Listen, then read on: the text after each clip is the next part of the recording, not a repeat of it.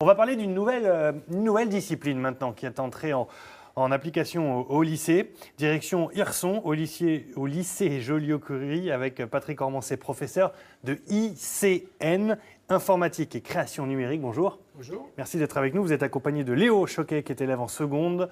Bonjour Léo. Bonjour. Merci d'être là aussi tous les deux. Comment est-ce qu'on peut établir un lien entre Hirson et l'ISS qui nous survole depuis maintenant pas mal d'années, on va dire, avec un Français à bord, Thomas Pesquet? Quel est le lien entre les deux? Sachez qu'il y a un petit peu d'Hirson dans l'ISS au-dessus de notre tête. Ça paraît incroyable, Patrick. Oui, alors nous avons répondu à un appel à projet de Thomas Pesquet qui devait... Donc on devait détecter la présence d'une personne dans le module Columbus. Donc c'est le laboratoire européen qui se situe dans l'ISS, dans la station internationale.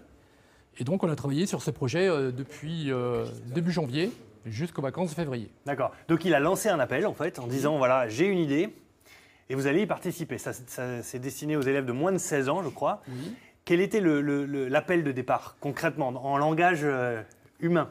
Donc en utilisant le module Astropy qui est devant vous là. Alors celui-là qu'on va avec montrer là. Différents capteurs. Donc il fallait uniquement utiliser les capteurs qui sont présents dans cet appareil et rien d'autre. Détecter la présence d'une personne. C'est ce tout petit appareil-là qui est devant moi. Regardez, il clignote en fait. C'est-à-dire que c'est un appareil, là on voit un peu clignoter, mais de visu c'est encore plus impressionnant. Ça permet de déterminer quoi? Donc là nous avons fait le choix d'utiliser uniquement les capteurs d'humidité, parce qu'on s'est dit qu'une personne qui est présente respire, donc va dégager la vapeur d'eau. Donc on utilise le capteur d'humidité pour détecter la présence d'une personne. Et en fonction du taux, on envoie différents messages, soit 0 lorsqu'il n'y a personne, 1 quand il y a une personne, et puis au-delà de 65% d'humidité, on déclenche les ventilateurs qui apparaissent ici là devant vos yeux. Ce petit logo stylisé correspond au ventilateur. Ça c'est le ventilateur, on voit que ça tourne en fait. C'est vrai qu'à l'image, la diode, ça n'est pas forcément... Ça brille, oui, ça brille très fort. Oui. Léo, qu'est-ce que tu t'es dit quand ce projet est arrivé dans la classe et que tu t'es dit que peut-être ça allait terminer dans l'espace tout ça? J'étais super content. Déjà, ce projet nous a permis d'apprendre de nouvelles choses, donc par exemple de programmer en Python et d'utiliser le Raspberry, mais tout en quittant un petit peu le cadre scolaire. Scolaire, oui. Moi, j'avais souvenir dans mes cours du passé qu'on fabriquait, je sais pas moi, un interrupteur, un détecteur d'humidité dans les pots de fleurs. Là, tu as un projet concret qui a une utilité aérospatiale. Qu'est-ce que ça paraît dingue de se dire que ce petit appareil-là qui vient d'Hirson est aujourd'hui au-dessus de nos têtes. Oui, surtout que on travaille dessus depuis décembre et ça nous a demandé beaucoup de travail et de recherche. C'est de la fierté? Oui. Ah oui, bien sûr, oui. Même si on n'a pas été jusqu'au bout, enfin on n'est pas sélectionné pour la phase finale, ça reste comme un challenge que je trouve réussi. Et quand ton professeur te dit on va partir à l'aventure pour aller peut-être envoyer quelque chose dans l'espace, on y croit, on le prend pour un fou, on se dit banco, on y va tous motivés? Oui, tout le monde, toutes les personnes de la classe étaient motivées. Bon, après, c'était beaucoup... il y en a qui avaient du mal, mais on a réussi à les aider et tout ça. Et puis, tout le monde a réussi à faire le programme.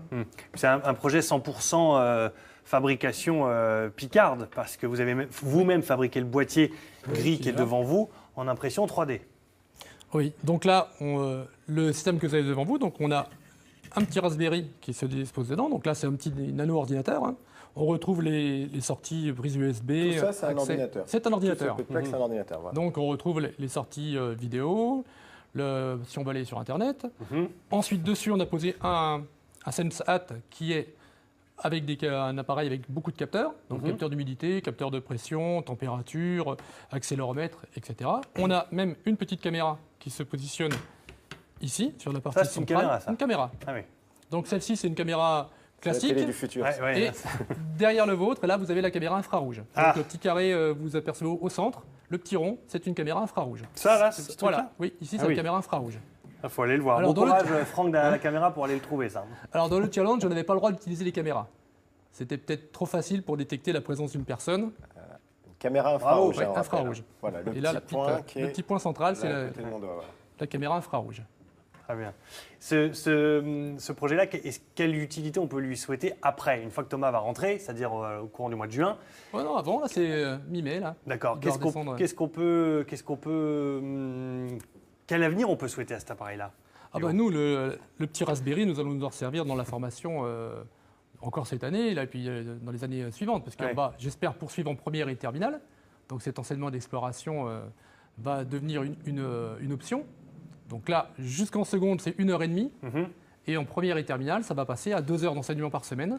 Est-ce que vous pensez que ça peut donner l'envie à vos élèves, peut-être, Ah, un ça, jour, c'est de le but, devenir oui. Thomas Ah Pesquet? oui, Léo, En tout tu te vois en Thomas? Ouais. Peut-être pas, mais ce projet m'a permis de conforter mes choix d'orientation pour l'année prochaine. D'accord. À savoir? Un bac S, SI avec l'option ICN. Et pour devenir plus tard, essayer de devenir domoticien. Très bien. Merci à tous les deux. Sachez juste que Thomas, avec votre petit appareil, se trouve... Il est juste au-dessus de l'Australie. Voilà. On va Je le sais pas si montrer on peut à voir l'image. l'image. C'est une carte qui est en direct, le déplacement de l'ISS. Voilà, ils sont actuellement au-dessus de l'Australie. Et ça va très vite parce qu'il y a quelques minutes, ils étaient à peine aux côtes indonésiennes. Donc ça va à des milliers et des milliers de kilomètres. Et sachez qu'on a essayé de l'avoir en duplex, pour être tout à fait honnête. J'ai essayé de mon côté. Et ça coûte, mais alors vous n'avez même pas idée, c'est quasiment le budget de l'année de l'émission. Juste pour avoir 1 minute de téléphone avec lui, et téléphone et l'image. Donc on se dit que c'était mieux de vous avoir vous, évidemment, sans se poser de questions. Merci beaucoup à tous les deux d'être venus.